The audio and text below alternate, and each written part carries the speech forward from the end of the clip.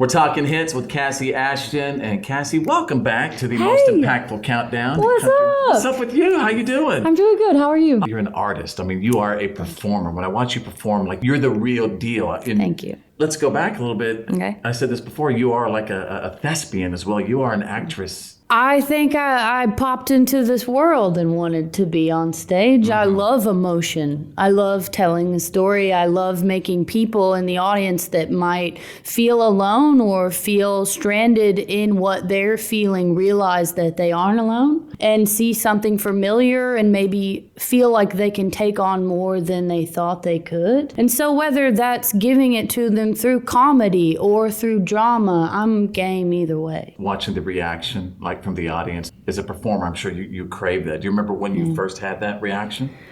I don't remember it in my main memory, but I remember it because I've seen it on VHS tape 500 times. Yeah. My very first karaoke contest, I was 5, and I was wearing a cream dress with like ruffles at the bottom, and it was on a gooseneck trailer because I'm from Missouri, and that's the only kind of stage they have there. And I wanted to sing Mary Had a Little Lamb, and my mom said that she said, "Hey, honey, like this version has multiple verses. Do you know the verses?" And I was like, Yes. I didn't. And Did you make I got on stage and just sang the first verse over and over again and twirled in a circle and would point at people like down on the floor from the gooseneck trailer and then start the verse over again. And I did it until the music was done and then I curtsied.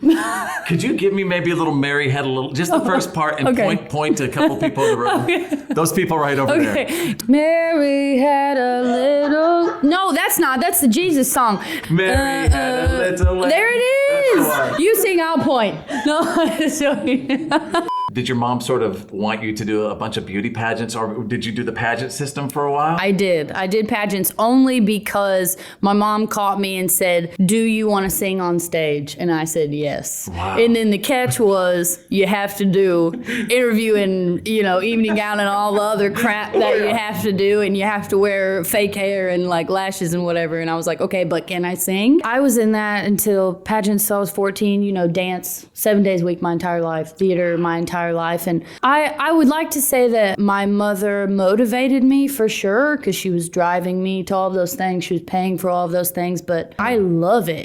If I go a day without creating, I just shrivel up like a raisin. For that reason, are you grateful for social media? Do you feel like you always have, even if it's 3:00 in the morning, if you feel the need to perform, you can do that now on TikTok? Some days, right. And then other days, no. I'm actually an introvert. I get my energy from being alone and being like in my little hole. That is so interesting. In my little creative hole. So when it becomes a job to, you have to post, that can be straining because I'm like, hey, sometimes my business is my business. Yeah. And other times I would like to showcase my business and other times I would not. Yeah. I understand that it's the way that we all connect now and it's the way that we showcase ourselves. It is our business card. It is our resume. So I'm willing to do what I have to do to get to where I want to be. Any particular artists, performers that you love following maybe for inspiration on social media? Number one is Beyonce. Yeah. Of course. And then you have to follow like all the Beyonce fan accounts too because they post all the like actual videos. Beyonce doesn't do that herself. Right. And you're like, no one will ever be as good as that on stage, but we can try. You also have that Beyonce confidence. What I mean is when you're on the stage, you do own it and you own it. Do you know what I mean by that? Yeah. The people spend their hard-earned money on this ticket. They could be saving and not make very much, and you better make their money worth it. And you only have one chance, maybe. Someone in that crowd maybe never want to see you again if you don't give it everything you have. Give them a show. Don't be regretful when you get off. I know I'm going to love introducing this on the Country Top 40, so if you don't mind. Could you give me the story behind it a little bit? From a very young age, my dad has motorcycles. I have one. My dad has a lot of muscle cars.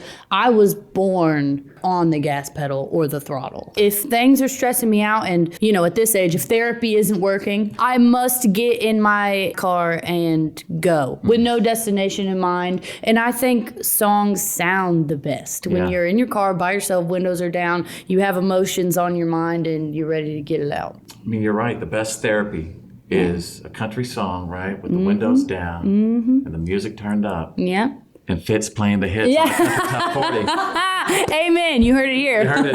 Kassi Ashton, we are so excited for you and your future and Thank what you. you are going to do Thank for country you. music. Thank you. Thank you. Thank you for having me.